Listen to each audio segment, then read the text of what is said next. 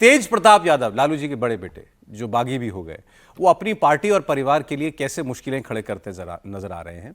बिहार के इलेक्शंस के लिए उन्होंने पहली सीट का ऐलान कर दिया, उम्मीदवार का ऐलान कर दिया है। एक एक करके बाकी सीटों पर भी अपने समर्थकों को वो टिकट बांट रहे हैं। तेज प्रताप यादव ने दूसरे कैंडिडेट का इनफैक्ट ऐलान किया है। उन्होंने जहानाबाद जिले की घोसी विधानसभा सीट से जयप्रकाश यादव उर्फ गांधी यादव को अपना उम्मीदवार घोषित कर दिया। गांधी यादव ने अपने सैकड़ों समर्थकों के साथ टीम तेज प्रताप यादव को ज्वाइन कर लिया और तुरंत तेज प्रताप ने भी उन्हें घोसी सीट से कैंडिडेट बना दिया। अब तेज प्रताप यादव ने कहा कि यह तो शुरुआत है, अभी पाइपलाइन में और कई नेता हैं, कार्यकर्ता हैं जो आने वाले दिनों में उनकी टीम का हिस्सा बनने वाले हैं।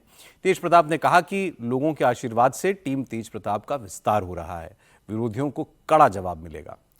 एसआईआर के मुद्दे पर उनसे सवाल पूछा गया तो उन्होंने बड़ा इंटरेस्टिंग जवाब दिया। तेज प्रताप यादव ने कहा कि ये सब चुनाव के वक्त ही निकाला जाता है, ये सारे मुद्दे, ये सब तेजस्वी जाने और राहुल गांधी जाने, हमको क्या। इनको मदद किया जाएगा।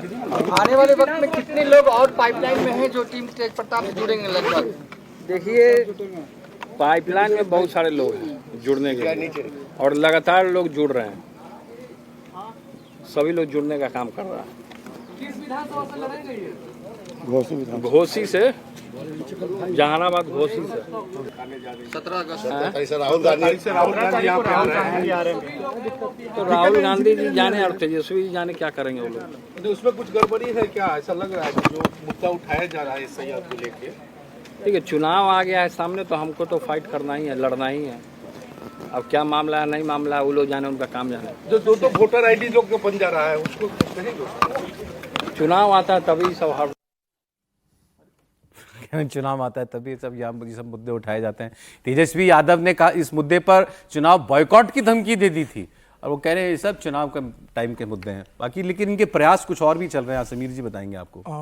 तेजस्वी यादव से निपटने के लिए, मतलब अपने भाई को चुनौती देने के लिए तेज प्रताप यादव ने 5 पार्टियों को जोड़ा। हालांकि बहुत उनका जमीनी आधार नहीं, लेकिन कुछ पार्टियों का ऐसा है कि जातिगत समीकरण कुछ क्षेत्रों में है। तो 5 पार्टियों ने अभी तेज प्रताप के साथ गठबंधन कर लिया और उन्हें अपना नेता माना। इस पार्टियों में विकास वंचित इंसाफ पार्टी शामिल है, दूसरी पार्टी भोजपुरिया जन मोर्चा बनाया है, तीसरी प्रगतिशील जनता पार्टी है, चौथी वाजिब अधिकार पार्टी है और 5वीं जो है संयुक्त किसान विकास पार्टी। इन 5 पार्टियों ने किया। और अगर 2020 का अगर चुनाव देखें तो इन 5 पार्टियों को मिलकर 7.5 से 8 लाख के करीब वोट मिला था बिहार के अंदर। तो 7-8 लाख पार्टी का जो वोट बैंक है वो फिलहाल तेज प्रताप के साथ जुड़ा हुआ है। तो क्या तेज प्रताप के आने से कुछ यादव कम्युनिटी का वोट टूटेगा? क्या दूसरे लोग उसके साथ जुड़ेंगे? क्या ऐसे लोग जिन्हें तेजस्वी यादव टिकट काट देंगे इस बार के चुनाव में, क्या वो तेज प्रताप के साथ जाकर चुनाव लड़ेंगे? तो मुझे लग रहा है अब उनका टारगेट बहुत साफ है कि भाई अपने भाई को अपनी ताकत बताओ, पिताजी को अपनी ताकत बताओ और कोशिश करो कि वो उनके साथ गठबंधन करो। उन्होंने कहा भी है कि हमने भी 5 पार्टियों का गठबंधन किया है, अगर हमारा भैया तेजस्वी चाहेगा तो हम उनके साथ भी गठबंधन कर सकते हैं चुनाव के अंदर। तो उन्होंने बयान दिया। तो मुझे लगता है फिलहाल वो अभी एक प्रेशर पॉलिटिक्स तेजस्वी यादव को बताना चाहते हैं कि भाई मुझे आपने भले ही पार्टी से निष्कासित कर दिया है, घर से निकाल दिया हो, बिहार में मैं अभी हूं और मैं चुनाव लड़ूंगा। निश्चित रूप से 2-4 सीटों पर तो उनका एक प्रभाव रहा होगा या परिवार के लोग जो उनको समर्थन देंगे। तो फिलहाल वो अपने एक राजनीतिक पृष्ठभूमि देख रहे हैं। उनको कितना जनता का समर्थन मिलता है, क्या वो विकल्प बन पाते हैं, यह आने वाले समय में पता पड़ेगा। त्रिपाठी जी, और एसआईआर पर तो बड़ा गजब बोल गए वो।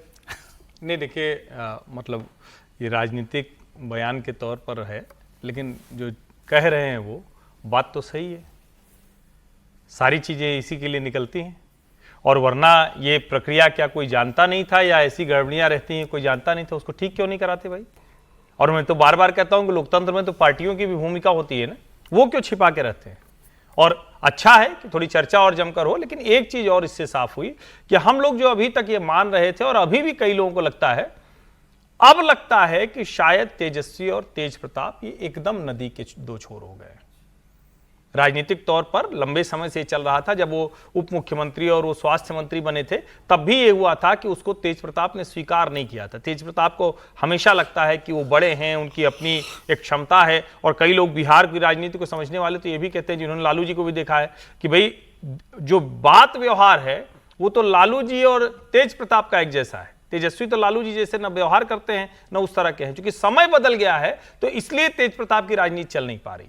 लेकिन अगर ऐसा कोई वर्ग है तो क्या राष्ट्रीय जनता दल के वोटों में कोई सेंध, कोई नुकसान वो तेज प्रताप करने जा रहे हैं क्या? मुझे लगता है सबसे बड़ा प्रश्न ये है। बाकी चुनाव, SIR वो सब तो राजनीतिक बातें एक दूसरे पर होता रहेगा।